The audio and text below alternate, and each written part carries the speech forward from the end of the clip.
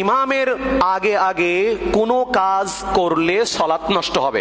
আল্লাহ রাসূল নিষেধ করে দিলেন, আপনি যখন রুকুতে যাবেন, ইমাম রুকুতে যাওয়া পর্যন্ত আপনি পিঠ ঝুঁকাবেন না। ইমাম রুকুতে কমপ্লিট চলে গেছে তখন আপনি রুকুতে যাবেন।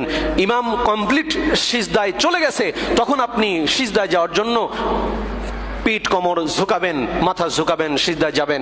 এরপরে ইমাম যখন ডান দিক বাম দিক দুই দিকে সালাম সম্পন্ন করেছে তখন আপনি সালাম ফিরবেন। ইমাম ডান দিকে সালাম ফিরেছে, সাথে সাথে সালাম ফেরা ভুল, চলবে না।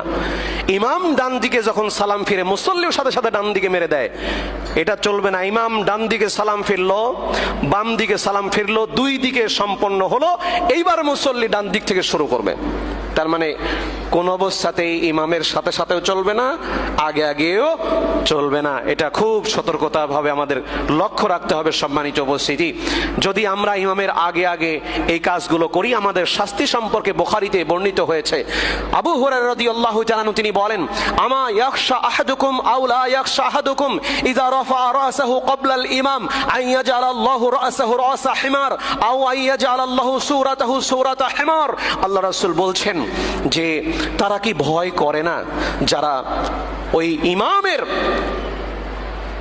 মাথা উঠানোর আগেই সে রুকু থেকে মাথা উঠায়, ইমামের আগে আগে পদক্ষেপ গ্রহণ করে, ওরা কি ভয় করে না আল্লাহ তাদেরকে যে কিয়ামতের দিন গাধার আকৃতি বানিয়ে দেবেন?